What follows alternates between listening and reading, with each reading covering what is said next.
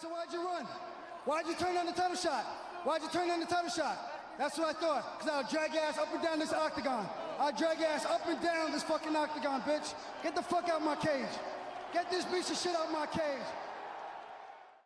After UFC Fight Night Sandhagen vs. Font, there is a good argument that many fighters in the top 5 deserve a shot at the title. Sandhagen coming off a lackluster fight against Font, but showed that he has an improved ground game, which is something he previously lacked. Henry Cejudo is possibly up next after the title fight at UFC 292, and Merab is just kind of chilling there.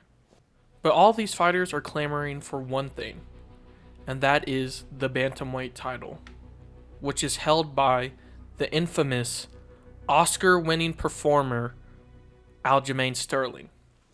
Coming on your ass, boy. I'm coming for that ass. Pause. Aljamain Sterling has been dominating the Bantamweight division since he won the title back in March of 2021. Many have called out Sterling for his performances, claiming that he is not impressive and that he is not worthy of being champion.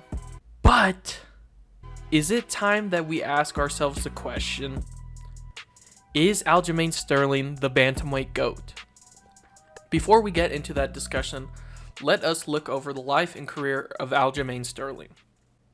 Aljamain Sterling was born in Uniondale, New York, to Jamaican parents. Sterling started wrestling at Uniondale High School in 2004 to avoid the gang life that some of his siblings had joined. Sterling was unable to reach Division I in wrestling as he couldn't maintain the grades necessary. He enrolled at Morrisville State College, where he continued to wrestle. During his time in Morrisville, Sterling's interest in MMA started when he met John Jones. After his freshman year, he transferred to Cortland and eventually became a 2-time NCAA Division III All-American with a record of 87-27. Aljamain Sterling graduated from Cortland with a bachelor's degree in physical education. Shout out the educated Sterling. Sterling started his amateur career in 2009 with a submission win. Sterling compiled a 6-1 record before he became pro. His only loss was a split decision loss that he avenged later on. Sterling captured the Raging Wolf Amateur Bantamweight Championship and Extreme FC Amateur Featherweight Championship. Sterling went 2-0 in his professional career before earning a title shot at the ROC Bantamweight Championship. He would defeat Claudio Ledesma by split decision to capture the title. After this, Sterling signed with Cage Fury Fighting Championship. Sterling made his debut in a featherweight bout against Evan Chmielewski. He won the fight by TKO with 2 seconds left in the first round. The victory earned him a shot at the vacant CFFC Bantamweight Championship. Sterling defeated Sean Santella via unanimous decision. This would mark Sterling's second professional title. He defended the CFFC Bantamweight Championship 3 times, which all ended in rear naked choke, the human backpack style. This earned him the opportunity to compete in the UFC. Sterling made his UFC debut in 2014 against fellow newcomer Cody Gibson. Sterling won the fight via unanimous decision. July 16, 2014, Sterling faced Hugo Viana and won the fight via TKO in the 3rd round. It was almost a year until Aljamain's 3rd fight in the UFC. He faced Takeya Mizugaki and won via submission in the 3rd round. He went on to gain another submission win against Johnny Eduardo in December of 2015. Sterling would go on to lose 2 fights in a row, first against Brian Caraway and the second by Rafael Assunção. Sterling would bounce back, getting 2 consecutive wins against Augusto Mendes and Renan Barão. This next fight would mark Sterling's last loss in 6 years. After Ronnie Yaya pulled out due to injury, Sterling would face Marlon Moraes. Many of you have probably seen the results of this fight, as it has been memed and put into many MMA knockout compilations. Aljamain is still out. I hope he's... Yeah, he got knocked out fucking cold.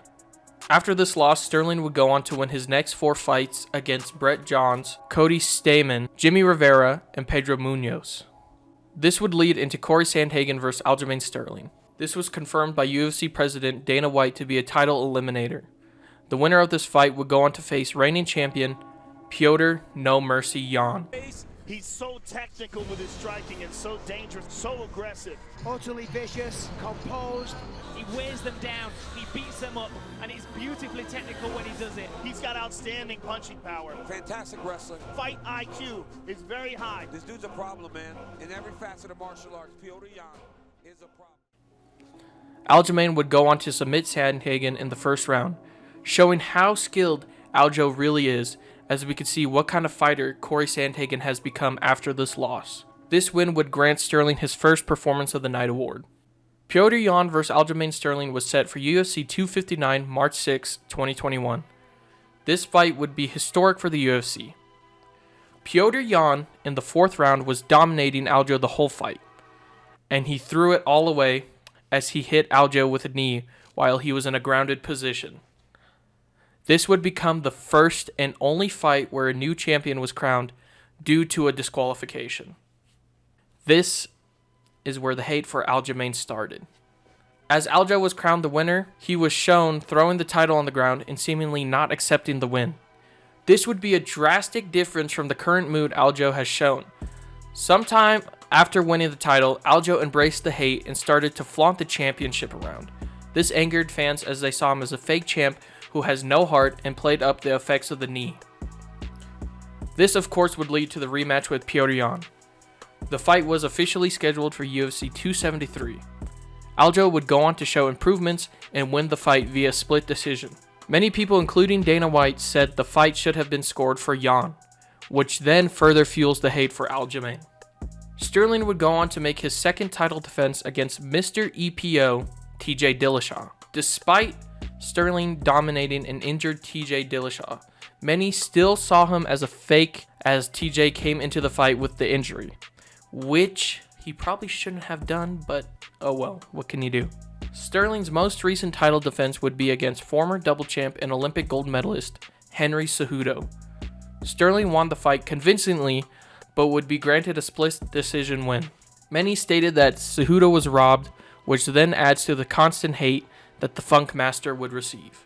This leads up to now and the main topic of this video. At UFC 292, Sterling finally has a chance to cement himself as a real champ and possibly the Bantamweight GOAT. Aljamain Sterling has a good argument for being the Bantamweight GOAT, and with a win over O'Malley and chasing double champ status, I feel that it would solidify him as the GOAT. The overall consensus has Dominick Cruz as the Bantamweight GOAT. While Dominick Cruz has a longer resume than Sterling, I feel that the level of competition that Sterling has faced surpasses that of Cruz. Sterling has wins over Piotr Jan, who's an extremely well-rounded fighter, TJ Dillashaw, another contender for Bantamweight GOAT, Corey Sandhagen, who many claim is a modern-day Cruz, and Henry Cejudo, a double champ and someone who has defeated Cruz in the past. This is quite the lineup, and many may discredit Sterling's victories, but these are some solid wins under his belt. Sterling showed that he can outclass Piotr Jan in the rematch. Even though it was somewhat of a boring fight, he still controlled Jan, and Jan really couldn't do anything. The first takedown he landed re-injured the shoulder of TJ Dillashaw. So if people give Bilal credit for stuffing Gilbert's takedown and causing his injury, the same can be said for Sterling. He then had a fair match with Henry Cejudo. Sure, he was retired, but Henry Cejudo is still in shape and as skilled as he was when he left the sport. These are all impressive wins under Aljo's belt, and I feel it is time that we give him the credit he deserves. If he were to win against Sean O'Malley at UFC 292, I feel that everyone will finally be able to give Sterling his much due respect. I know it sounds kind of stupid to compare Sterling to Dominick Cruz, but Sterling is making quite the case to surpass Cruz in GOAT status. Even if Sterling doesn't claim a second belt, him going up in weight and putting on a great performance is worthy of praise, much like when Volk took on Islam. I half believe that the hate Sterling receives is a meme, as Sterling has been seen joking about his disqualification win and almost playing up a character to enrage fans. Sterling is a great fighter and an impressive champ. He has done more than enough to gain respect from fans, and at UFC 292, he will show us just how great the Funk Master is.